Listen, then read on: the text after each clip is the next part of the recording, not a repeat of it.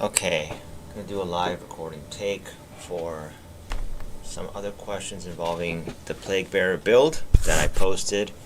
I don't know if there's much more to say, but there have been some questions about it, so maybe I didn't cover some stuff. I'm going to see if I can, in this session, because I don't really want to re-edit another video, but there might be some questions I think I left out that people might want to know about. Okay. So I think some people may want to know, how does this compare to other meta builds out there if you're not a experienced Path of Exile 2 player. Personally, I think this is one of the best builds that I have played this league, but I have only played Lightning Spear and Flicker Strike, and it's only because it's very comfortable, and it's low cost. The gear you see in front of you right here, Deepest Tower, Wand, Ice Fang Orbit, Defensive Armor, some generic ring, generic amulet, shield with 1000 plus armor and some useful affixes, trample toe, generic belt, plague finger. All of this combined can't be more than 2-3 divines. That's it. That's all you need for gear. Maybe the only expensive thing that you would have in other than that are in your skill tree, which let me look here. It takes time to find it sometimes, as I don't want to. This is not a prepared script. Yeah, here. This +3 to level of all Plaguebearer skills. Okay, I just wanted to put it out there that when I bought this, it was 1 divine, and there were plenty on the market. When I checked last, there's only 8 left, and the prices are ranging from 4 divines to something crazy like 40 or 60 divine. I don't know, but I would not buy this today. I'll go for a +2, and I'll tell you why a +2 is enough. You don't need a +3. Plaguebearer hits. There's a soft cap on Plaguebearer at level 25. So all you want to do is hit level 25 on Plaguebearer. If you check the site poe2db.tw, it shows you the scaling for this gem, and there's a sweet spot at 25. Okay, it takes more and more effort to go past 25. It's not worth it. I think theoretically the max is 27. And how do you get that? You see on my gem it says 26, 1 from corruption. This is very easily done. You just take a Plaguebearer, add 4 sockets, quality it, use an Eval Orb, and pray. And it's not that expensive. Then you got 3 from global modifiers. That's from the Prism of Belief. And then you have 2 levels from support. And what those support gems are: Chaos and Physical Mastery. You have these. These are level 3 supports. This will bring it up to 26 in this case. If you had a +2, it would be 25. That's enough. And if you really needed to boost the level more, you can always get an Anoint or a Megalomaniac. That goes all the way up the tree, up here, and allocates dark entries. Even 24 is enough, but you don't want to be at 20. I think if you're at 20, damage might be too low. And, that's about it in terms of cost. I'm thinking like if you wanted to rebuild this whole thing from scratch, it wouldn't be that hard.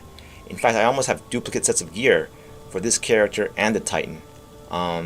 So yeah, you can always check the Mobalytics guide for exactly what gear you need. Okay, and next thing, let's see. What else could there be? Alright. Best Ascendancy for this class. I personally think Pathfinder is the best. I think that this is a hard question, because what do you mean by best Ascendancy in terms of what? If it's damage, it's Titan. Defense, I go with Pathfinder. You can actually run this build with anything. You don't have to play. It's not tied to any Ascendancy. It does really well with you know, pretty much anything. So the only one I don't recommend is playing a caster.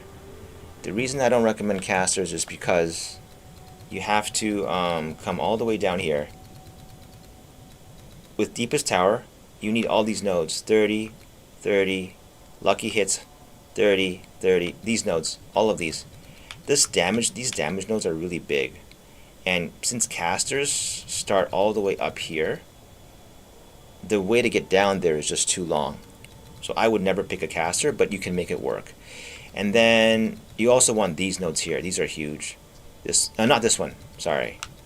Finality, this one. The 120% increased damage. These nodes are always active if you have Deepest Tower. And so if you are running a caster or have a hard time reaching this node, I did this too. You can get an unwavering stance from nothing, which will allow you to take these nodes for free. And that's what I would do if I was a caster, but if I was a caster, I wouldn't play this build, honestly speaking. Now what else?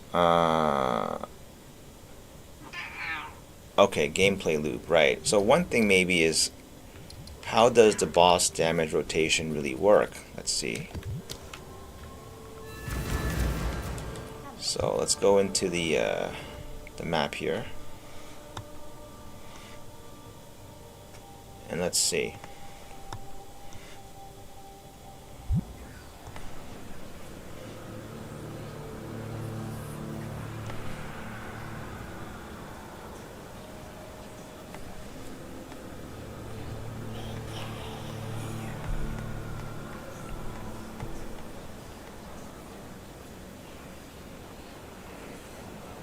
I have to edit this. It just takes too long to load for some reason this time. Alright. So, in a map, you want to have Shield Charge be the skill that charges your Plaguebearer. So, you just find the first mob, and you hit Shield Charge. The Plaguebearer should be at 100%. If it's not, you just need more poison damage, or up your Shield Charge damage. And after that, it's a one-button build.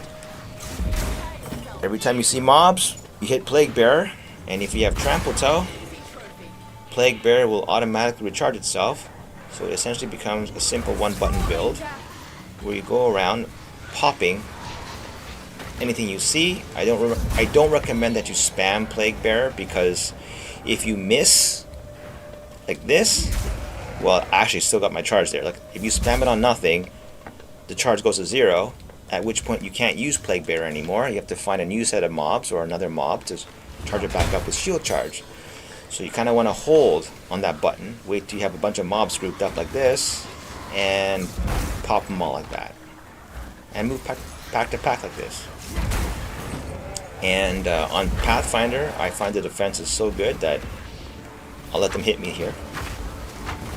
You don't really die that fast. You can stand there like an idiot for like a few seconds, and you're not going to die. And so when you go through a map, it's almost like you can sleepwalk. Like, you know, these are usually dangerous shrines. I don't really care. And yada yada yada. So,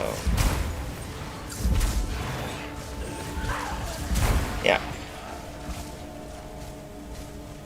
Yeah, so then we get to the boss, and here the rotation is quite simple. You open with Plaguebearer. If this doesn't kill him, Inferno Cry, Shield Charge. There was a two-hit kill, and that's your typical map. If the boss takes more hits to kill, you just repeat the rotation. Shield Charge, Plaguebearer, Shield Charge, Plaguebearer. And that's about it for that. Okay, next one. I'm gonna go with, yeah, that's about it. I don't think there's any other questions that you could possibly ever ask about it. So, I'll show another map just for maybe there's something else that I could have missed, but I really don't see how. Yeah, it's as simple as that. You go into a map, Shield Charge, and after that, Plaguebearer, and then at the boss, you do the rotation, and that is that. Okay, another map here. Let's see, Penitentiary. I run unID'd Delirium. This build is not invincible though. If you run too many damage mods, or you let the boss hit you with a very hard attack, you can get one shot. But if you don't play like that, then it seems to be pretty hard to die. So, all right, wait for it to load here. Yeah, I'll have to edit it. It's too long. It's too much dead time. But whatever. Okay. So we're going to a Delhi map. I think it was 15%, so not very high, but this is one of the few builds I've played this league that without super good gear, I felt like I can walk into Delirium up to like 80 to 100 and not really feel scared of it. So same thing again. First thing I think is pack of mobs, shield charge. Even if you hit one, it's 100%. And then Plaguebearer. That's it. You just walk to the next pack. Plaguebearer. I think it's pretty simple, right? I mean, is that not pretty one button? I think it is. And you just keep doing this over and over and over again. I'll just ignore the loot. And yeah. It's funny, I have nothing to say about the build because it's kind of like been such a while and my excitement for it has faded. But yeah, I'll just record this in case people need it later. And there's not much difference between, like, if you go Titan, I just feel you have less defense, as I pointed out in the video, and if you go Pathfinder, you have more defense. Well, Titan has more damage, so it's really up to you. You can check the videos, one or the other. It should show, like, the overall difference in how it plays. There's not much difference in mapping. The difference you only feel it in bossing, because Titan will hit harder on a boss.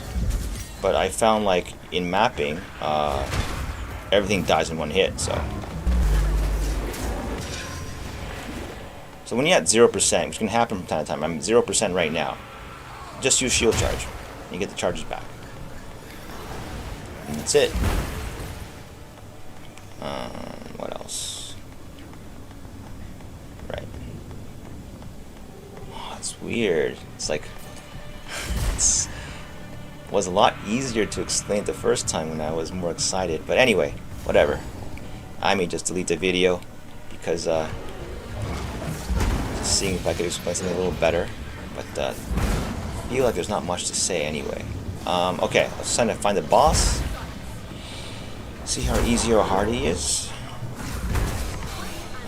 Personally, I'm kind of more excited about the patch coming up because they'll introduce new uniques. Even make some of the chase uniques easier to find or easier to drop, so it could go down in price. I'm not sure. Oh, there's a lot of rares in this map. Let's see. Where's the boss? Alright.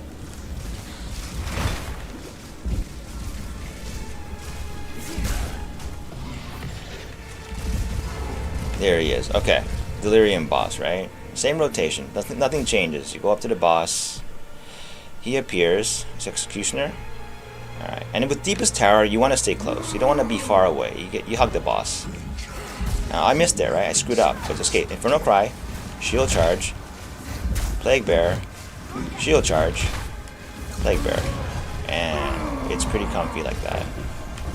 It was probably, I don't even know, it was in the millions of HP of damage, and unless, if I stood there and let myself get smacked by his big hammer, I would have died probably in one hit, but I guess don't let that happen, right?